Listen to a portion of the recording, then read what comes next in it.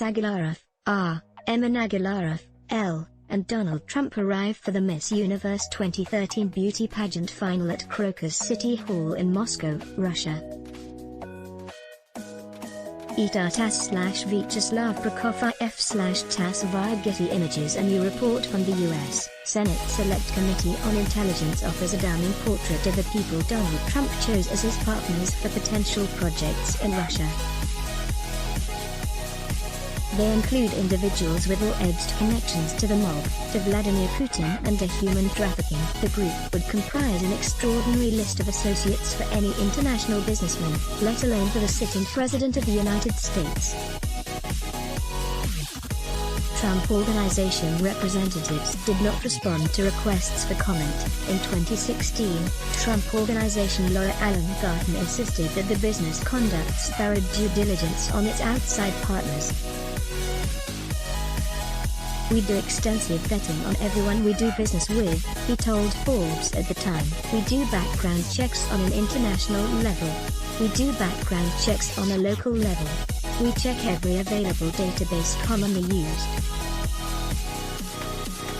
We use outside experts who specialize in this area, and that's in addition to looking at the deal itself. So extensive vetting goes on. Doesn't seem like it."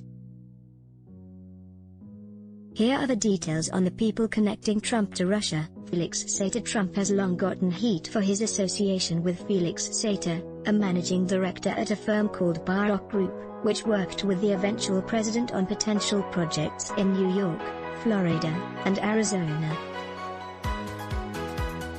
In 1995, Sater finished a 15-month stint in prison for assault. 3 years later, he pleaded guilty to racketeering as part of a Mafia tide pump and dump stock scheme.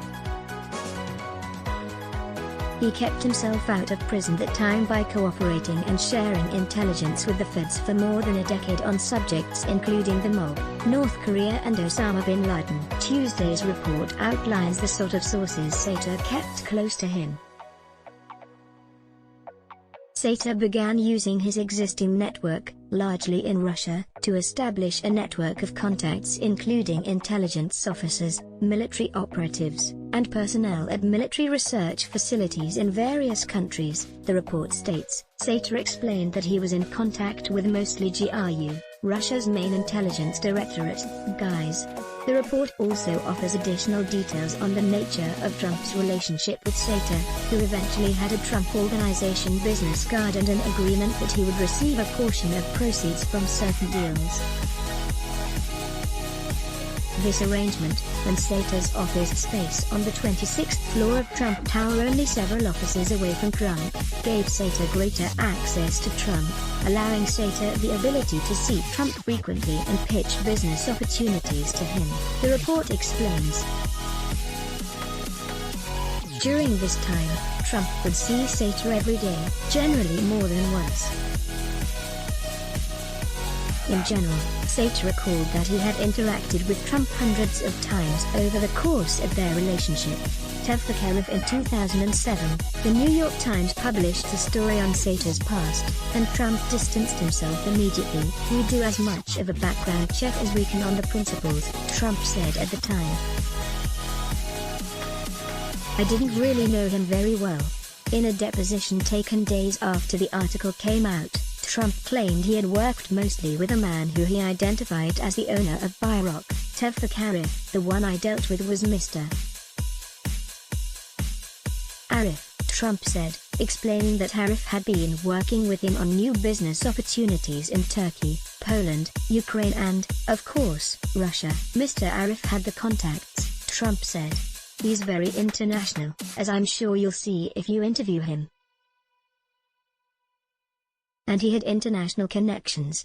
But Arif also came with his own baggage that, unlike Sater's, had not yet caused much commotion." In Tuesday's report, the U.S. Senate Select Committee on Intelligence laid out a slew of accusations against Arif. Information obtained by the committee suggests he was involved in Russian organized crime, money laundering, and human trafficking dating back to at least 2000. A spokeswoman for Arif said she was not able to comment. The report includes significant redactions, making it difficult to understand the evidence against Arif. But it is clear that some accusations came from his old partner.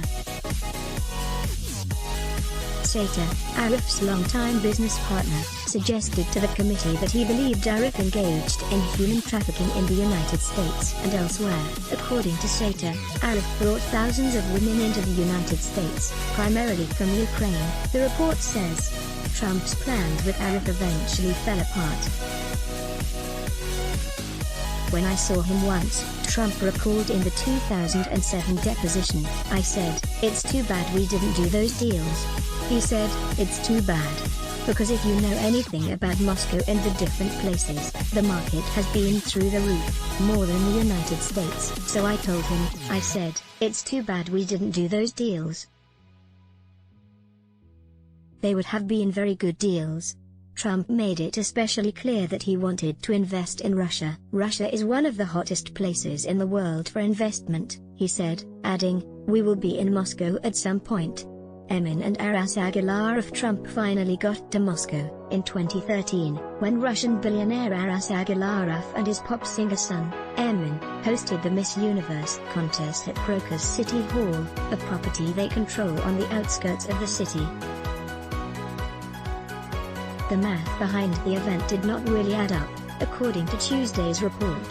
The Agalovs' firm ended up spending about $12 million to host the contest. The Agalovs paid $6 million in licensing fees and took on an additional $6 million in various other expenses. In return, they only received about $2 million in revenue, meaning they lost roughly $10 million on the event. Trump, who was the co-owner of Miss Universe and therefore received his money, didn't seem to mind that his partners hadn't fared so well. "I had a great weekend with you and your family," he tweeted at Aras Agalarov after the event, which included a performance by Emin. "You have done a fantastic job." Trump Tower Moscow is next. Emin was wow. The Agalovs and the Trumps ended up pursuing a real estate project, but it also fell apart. That might have been a good thing for Trump, given what the Senate report says about his partners. The Agalovs have significant ties to Russian organized crime and have been closely affiliated with individuals involved in murder, prostitution, weapons trafficking, kidnapping, extortion, narcotics trafficking, money laundering and other significant criminal enterprises. Some of those activities have extended outside of Russia, including to the United States. The report goes on, Aras Agalarov also has significant ties to the Russian government, including to individuals involved in influence operations targeting the 2016 U.S. election. He has access to President Putin and to Putin's close aide Dmitry Peskov. A spokesperson for Crocus Group, the Agalovs firm, did not respond to a request for comment. Irakli Kavaladze. The preliminary negotiations on the proposed Trump-Agalarov real estate project went through the president's son, Donald Trump Jr., and Irakli Kavaladze, who worked for Aras Agalarov, according to Robert Mueller's report on Russian interference in the 2016 election. The new Senate report highlights Kavaladze's own complications, drawing on previous work from the U.S. government. According to a report by the United States General Accounting Office, GAO, in October 2000, Kavaladze has been involved in a range of activities in the United States that raise serious concerns regarding Russian money laundering. According to the GAO, companies created by Kavaladze established approximately 2,000 corporations, some of which had made up names for Russian brokers. Kavaladze's companies moved more than $1 billion in wire transfer transactions into 236 accounts at 2 U.S. banks, most of which was then transferred back to accounts in Eastern Europe again for Russian brokers.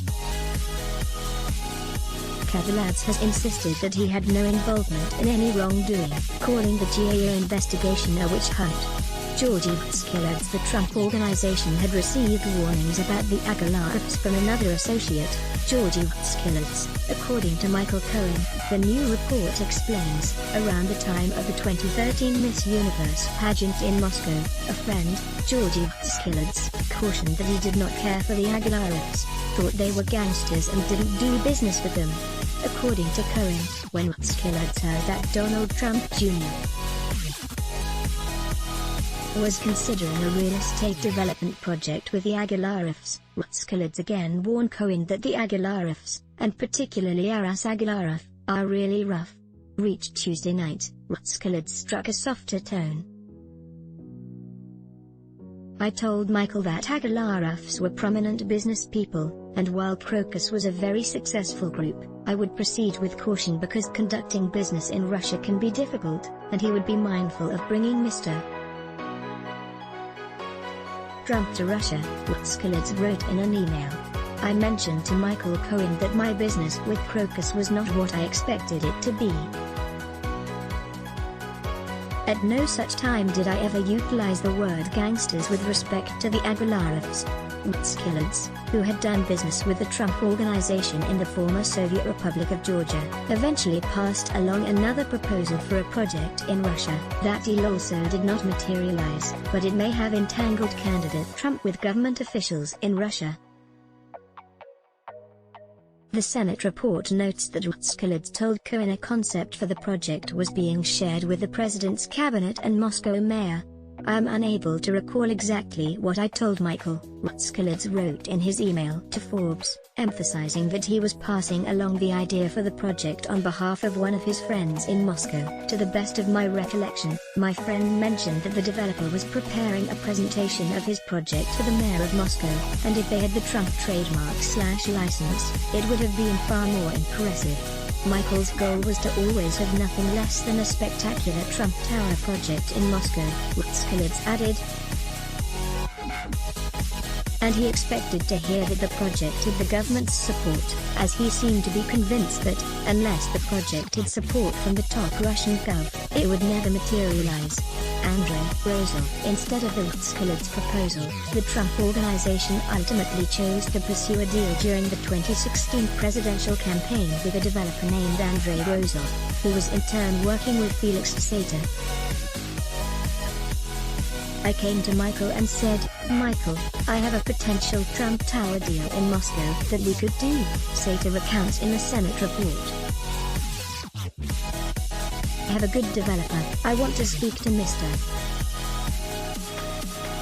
T, he said, sure. He came back to me and said, let's go. Cohen, also quoted in the report, adds his side of the story. After the conversation with Mr. Sater, I told Mr. Trump that there's an opportunity to develop the tallest building in the world in Moscow, Cohen says in the report. He asked me who it was with. I told him Felix is bringing the proposal, and he was like, oi, Felix. And I said to him, but you have to understand, Felix is not the partner in this. He's just the licensee's representative. And he's not involved. And Mr. Trump said, okay, keep him tight. Meaning, keep him on a tight leash. Separate from Sater, Rozov had his own set of entanglements. A body of information suggests Rozov's personal and professional network likely has at least some ties to individuals associated with Russian influence operations, states the Senate report.